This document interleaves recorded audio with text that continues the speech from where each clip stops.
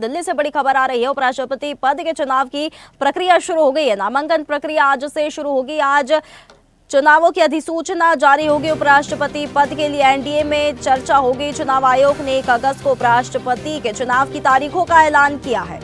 हमारे साथ मनोज शर्मा दिल्ली से इस खबर पर अधिक जानकारी के लिए जुड़ गए हैं।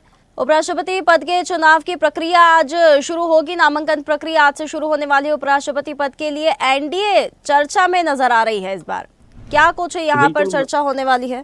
जी बिल्कुल, मैं आपको बताऊं कि उपराष्ट्रपति का चुनाव संवैधानिक चुनाव होता है, संवैधानिक पद होता है। इसी को देखते हुए सरकार ये चाहती है कि दोनों पक्ष और विपक्ष दोनों सहमति बनाकर एक कोई उम्मीदवार लाए, जिससे कि चुनाव की प्रक्रिया ही ना हो। ऐसी सूचनाएं सूत्रों के हवाले से आ रही हैं और आज राजनाथ सिंह को विपक्ष से बात करने के लिए कहा गया है कि विपक्ष से बात करें। बात करने के बाद एक सुनिश्चित किया जाए कि कोई भी एक उम्मीदवार जो है दोनों पक्ष और विपक्ष की तरफ से लाया जाए और उसको चुनाव की जो प्रक्रिया है उसको रोककर निर्विरोध उसका चुनाव किया जाए। क्योंकि राष्ट्रपति बात कीजिएगा, उपराष्ट्रपति जो है राज्यसभा को चलाते हैं, तो उसमें दोनों ही पक्ष और विपक्ष दोनों ही होते हैं। तो ऐसे में दोनों को बराबर देखते हुए ये बात आज एनडीए की तरफ से कही गई थी और राजनाथ सिंह को इसमें लगाया गया। हालांकि देखने वाली बात ये होगी विपक्ष जो है कितना मानता है, क्योंकि लगातार सदन को लेकर भी हमलावर विपक्ष रहा है और इस कार्रवाई में राजनाथ सिंह की बात कहाँ तक विपक्ष मानता है, ये देखने वाली बात है। हालांकि नामांकन आज से शुरू हो जाएंगे और सारी जो प्रक्रिया है वो डे बाय डे चलती रहेंगी। बावजूद इसके अगर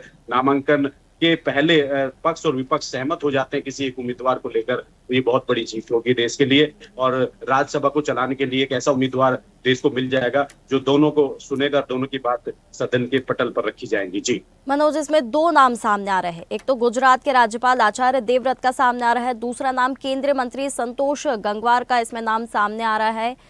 इनको लेकर क्या कुछ अब यहाँ पर चर्चाएं हो रही है, ये 2 नामों को लेकर? देखिए, 2 नामों को लेकर जरूर चर्चा है, लेकिन बावजूद इसके सरकार ये भी चाहती है कि कोई भी ऐसा उम्मीदवार ना हो जो बीजेपी की तरफ से हो, जो पक्ष की तरफ से हो। तो एनडीए ने भी अपनी सभी दलों की बैठक बुलाई है। आज एनडीए इंडिया गठबंधन जो है उन्होंने भी अपनी बैठक बुलाई है। विचार किया जा रहा है इस बात पर भी कि क्या उम्मीदवार हो। हालांकि जैसे कि मैंने बताया कि इसके बावजूद एक बीच की प्रक्रिया भी स्टार्ट की गई है, जिसमें कोई ऐसा उम्मीदवार आए जो दोनों पक्ष और विपक्ष को इंडिकेट करता हो और वो चुनाव की प्रक्रिया में भाग ले। तो संतोष गंगवार और दूसरे जो आपने बताया उनको लेकर अगर बात चल रही है, तो कहीं ना कहीं ये तीसरी बात भी मार्केट में लगातार जारी है। सदन को लेकर, दोनों पार्टियों को लेकर, पक्ष और विपक्ष को लेकर ये चर्चा लगातार बनी है और आज राजनाथ सिंह अगर इसमें सफल हो जाते हैं तो एक उम्मीदवार ऐसा निकल के आएगा जो दोनों पक्ष और विपक्ष को जिसकी नुमाइंदगी करेगा और राज्यसभा में जाएगा। जी बहुत धन्यवाद मनोज आपका हमारे साथ इस खबर पर जुड़ने के लिए। ताजा खबरों के लिए लाइक, फॉलो और यूट्यूब पर सब्सक्राइब कर बेल आइकन दबाएं। साथ ही हर अपडेट के लिए विजिट करें swedeshlive.com।